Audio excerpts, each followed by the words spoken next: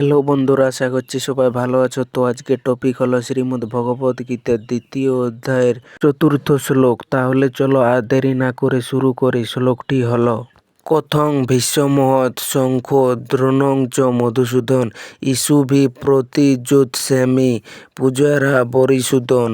এই শ্লোকটির সহজ অর্থ হলো, অর্জুন বললেন, হে মধুসূদন, হে অরিসূদন, আমি কিভাবে যুদ্ধক্ষেত্রে পূজনীয় ভীষ্ম পিতামহ ও দ্রোণাচার্যের বিরুদ্ধে তীর নিক্ষেপ করে যুদ্ধ করব। এটাই হলো এই শ্লোকটির সহজ অর্থ। এরপর চলো শ্লোকটিকে ধাপে ধাপে বিস্তারিতভাবে ব্যাখ্যা করি। তো শ্লোকের প্রথমে রয়েছে কথং। কথং মানে কিভাবে, অর্থাৎ এখান থেকে বলছে যে আমি কিভাবে এটা করতে পারি। এটি হলো অর্জুনের অন্তরের বেদনা। তিনি ভাবছেন, যাদের আমি সারা জীবন শ্রদ্ধা করে এসেছি তাদের বিরুদ্ধে অস্ত্র তুলব কিভাবে। শ্লোকের এরপর রয়েছে ভীষ্মমহং শঙ্খ।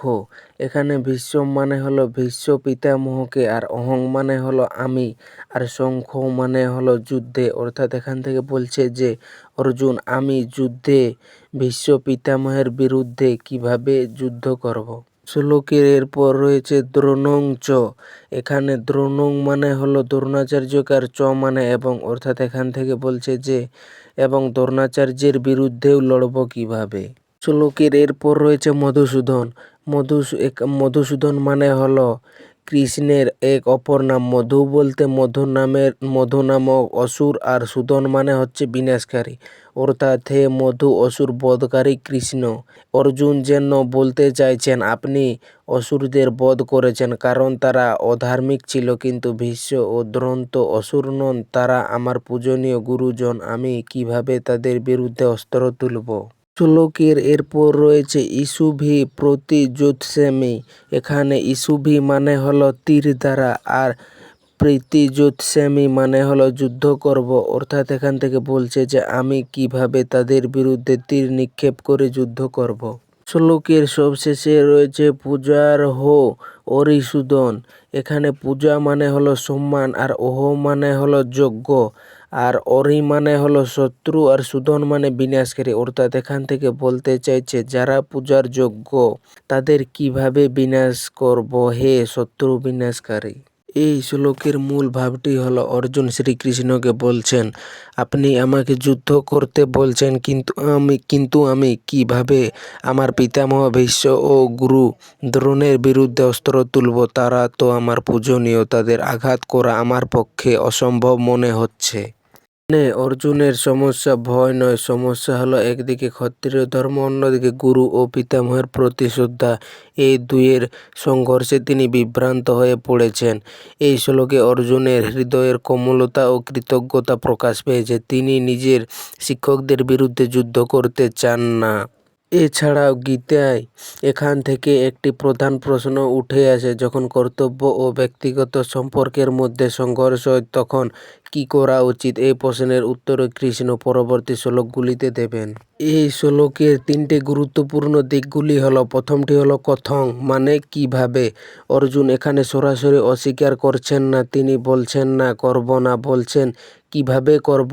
এই পরিবর্তনটা সূক্ষ্ম কিন্তু গুরুত্বপূর্ণ। করব না একটি বন্ধ দরজা, কিভাবে করব একটি খোলা প্রশ্ন। এখান থেকে সংলাপ এগোতে পারে। দ্বিতীয়টি হলো ভীষ্মং দ্রোণং চ মানে ভীষ্ম এবং দ্রোণ। অর্জুন দুটো বিশেষ নাম নিলেন, ভীষ্ম ও দ্রোণ। কেন এই দুজনের কথা বললেন? ভীষ্ম তিনি পিতামহ ছিলেন, কুরুবংশের শ্রেষ্ঠ প্রবীণ ছিলেন। অর্জুন যার কোলে বড় হয়েছেন তাকে তীর মেরে কিভাবে যুদ্ধ করবেন। দ্বিতীয়টি দ্রোণ, গুরু, তার কাছে অর্জুন ধনুর্বিদ্যা শিখেছেন। গুরুর বিরুদ্ধে অস্ত্র ধরা কি সম্ভব। এই দুটো সম্পর্ক পিতামহ ও গুরু ভারতীয় সংস্কৃতিতে সবচেয়ে পবিত্র। এদের বিরুদ্ধে যুদ্ধ করা মানে সবচেয়ে গভীর নৈতিক দ্বন্দ্বে পড়া। তৃতীয়টি হলো পূজার হো মানে পূজার যোগ্য।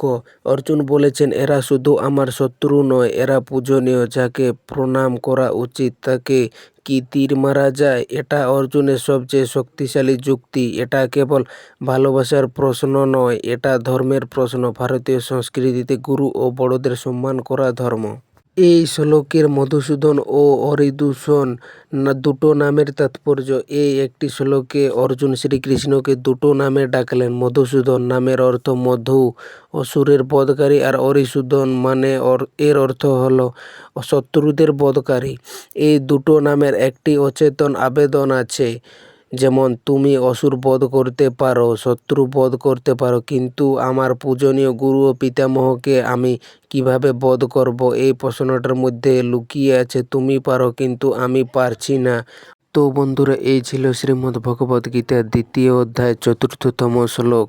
তো শ্লোকটি কেমন হয়েছে? আশা করছি ভালো হয়েছে, সবার বুঝতে সুবিধা হয়েছে। যদি শ্লোকটি ভালো লেগে থাকে তাহলে লাইক, কমেন্ট, শেয়ার, সাবস্ক্রাইব করে দিও। আর ধন্যবাদ সবাইকে ভিডিওটি শেষ পর্যন্ত দেখার জন্য।